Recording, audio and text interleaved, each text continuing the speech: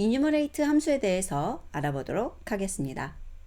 enumerate 함수는 여기에 두 개의 파라메타를 가지고 있는데요.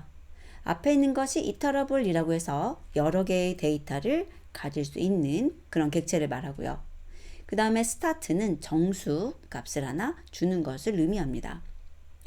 그래서 이 enumerate 함수가 반환하는 것은 enumerate 타입의 iterator인데요.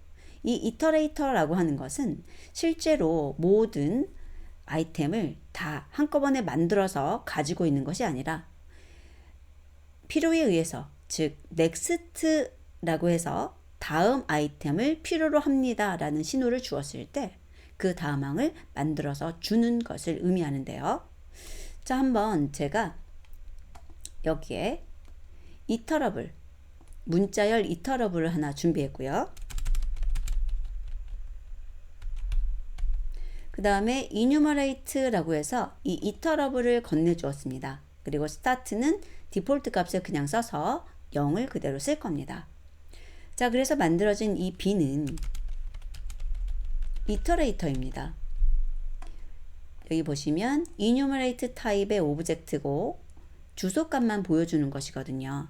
이런 경우 실제로 데이터가 다 만들어져서 가지고 있는 것이 아니라 저희들이 next라고 해서 b를 주어야지만 그 다음에 이제 만들어 준다는 거죠.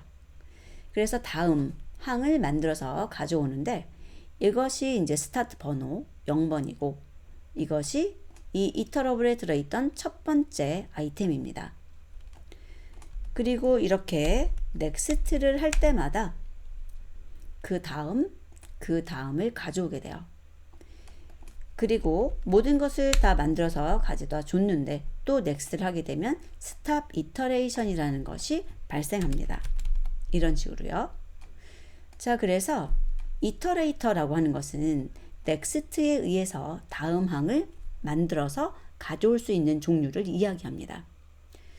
자, 그러면 이러한 enumerate는 그냥 단독으로 사용되지 않고 for라고 하는 것과 같이 사용을 하거나 아니면은 다른 컨테이너의 생성자들과 같이 사용하는 것입니다.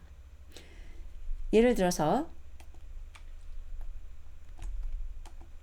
이런 식으로 있었을 때 만약에 제가 이 b를 리스트라고 하는 생성자에다가 넣어주게 되면 리스트가 만들어지게 되고 내부에 이렇게 아이템들이 들어가 있는 것을 볼 수 있습니다.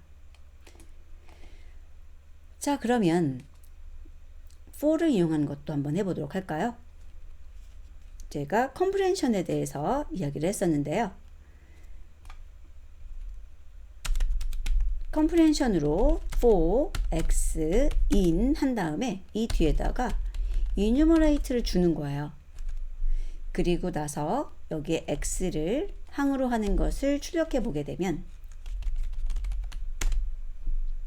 여기 있는 list라는 생성자를 쓴 것과 동일한 결과를 만드는 것을 볼 수 있습니다. 자, 그래서 이렇게 컴프레hension에 들어있는 for를 이용해서 각각의 항을 이렇게 가져오거나 아니면 리스트를 이용해서도 동일한 것을 할 수 있다는 얘기죠.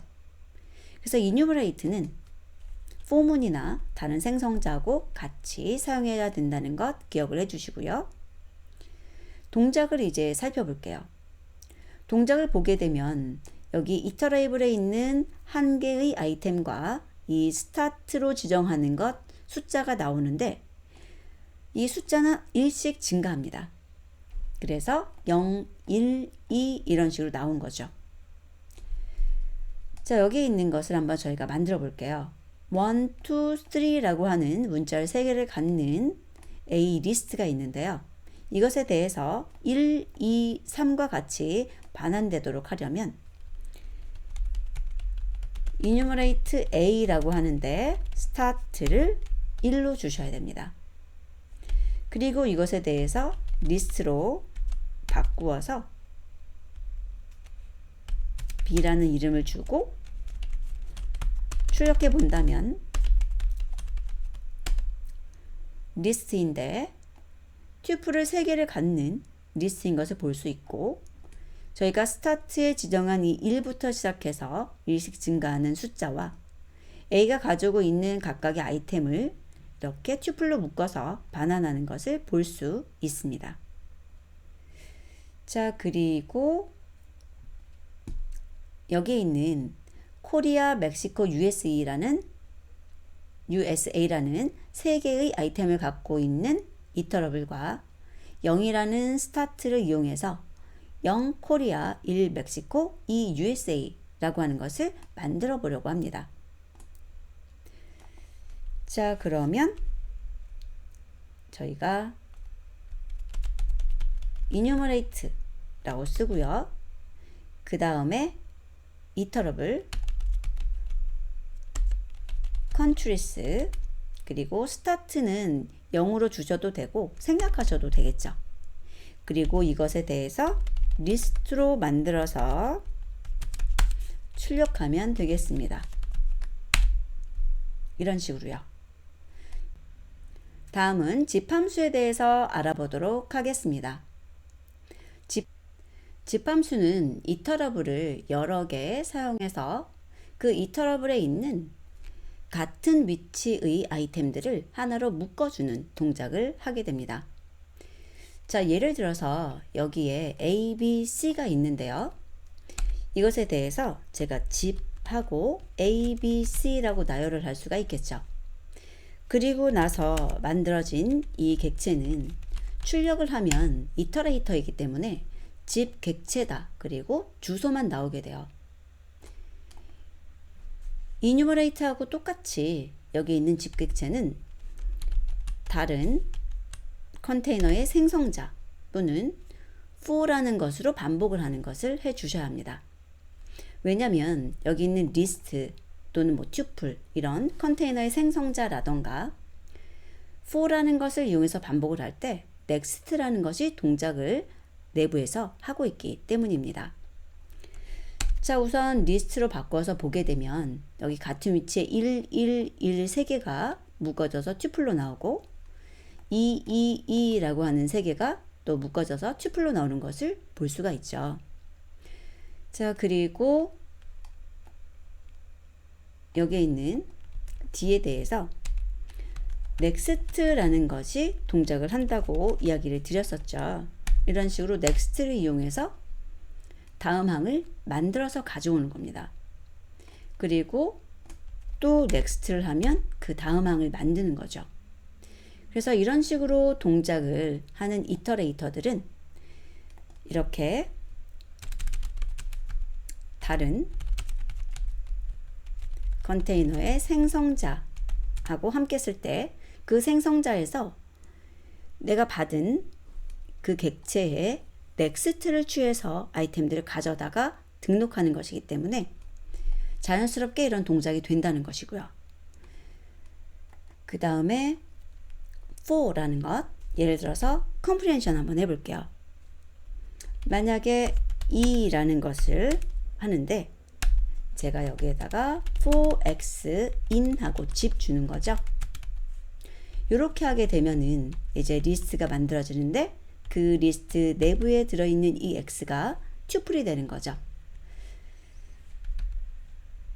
자, 그래서 print e 라고 하게 되면 동일한 내용인 것을 확인할 수 있습니다. 자, 그러면 집을 이용해서 리스트를 만드는 작업을 해보라고 하는데요. 네임하고 소형, A제곱 25, 폰하고 전화번호가 있죠.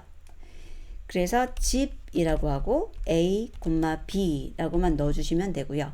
이것을 리스트 생성자를 써서 리스트로 바꾸고 것에 대해서 출력하면 되겠습니다. 그러면 이런 식으로 나오는 것 볼 수가 있는데 지금 여기 있는 것하고 보면 몇 개가 빠져 있네요. 젠더가 없네요. 좀 채워 놓도록 하겠습니다. 이렇게 나오는 거죠. 자, 그리고 두 번째, 집 함수를 사용해서 다음과 같은 딕셔너리를 생성해 보자 라고 되어 있어요. 그래서 집이라고 해서 A하고 B를 묶어주고요. 그 다음에 딕셔너리라고 하시면 되겠습니다. 자, 이것을 A라고 하고 프린트 A 해보시면 딕셔너리가 만들어진 것을 볼 수 있죠. 자, 그런데 딕셔너리는 순서가 정해져 있지 않기 때문에 보시면 여기 있는 것과 순서가 다른 것을 볼 수 있습니다. 동일할 수도 있고 다를 수도 있다는 거죠. 자, 그러면 집을 사용해서 다음과 같은 리스트를 생성해 보자 라고 했어요. 보면 코드가 있고 컨트롤스가 있는데요. 코드가 앞에 있고 컨트롤의 이름이 뒤에 가 있죠. 그래서 집을 하면서 코드를 먼저 넣고 그 다음에 컨트롤스라는 것을 뒤에 주신 다음 이것을 리스트로 바꾸어서 저장하고 출력해 주면 되겠습니다. 아이고, 제가 이름을 잘못 입력을 했네요. 그래서 보면 코드 정수가 앞에 오고 컨트롤스 문자열이 뒤에 있는 튜플을 갖는 리스트인 것을 볼 수 있습니다. 그래서 집에서는 요거 잘 기억해 두세요. 저희가 두 개의 리스트가 있었을 때 그 두 개의 리스트 중에서 하나를 키로 다른 하나를 밸류로 써가지고 이렇게 딕셔너리로 만드는 거죠. 리스트 같은 경우는 여러 개여도 상관이 없어요. 예를 들어서 저기 있는 아이템이 4개니까요. 1, 2, 3, 4라고 하는 4개의 아이템을 갖는 문자를 하나 더 넣어줘 볼게요. 이렇게 동작을 해도 괜찮다는 것입니다. 자, 그런데 딕셔너리 같은 경우는 반드시 이렇게 2개만 묶여 있어야 돼요. 제가 여기에다가 1, 2, 3, 4 하나를 추가하게 되면 오류가 나죠. 딕셔너리를 만드는 방법은 여기다가 이터러블을 줄 수가 있는데 그 이터러블의 모양에 제약이 있는 겁니다. 뭐냐면 키하고 밸류로 사용할 2개의 객체를 묶음으로 가지고 있어야 돼요. 제가 여기다가 만들어 보면 딕셔너리를 만들 때 제가 키로 예를 들어서 1 밸류로 1 그 다음에 2 그 다음에 2 이런 식으로 2개의 내용을 갖고 있는 것을 아이템으로 갖고 있어야 된다는 거죠. 자, 그래서 이렇게 딕셔너리를 만들게 되면 키가 1, 밸류가 1, 키가 2, 밸류가 2인 것을 볼 수 있습니다. 자, 그래서 집까지 살펴보았습니다. 다음 학습에서 뵙도록 하겠습니다.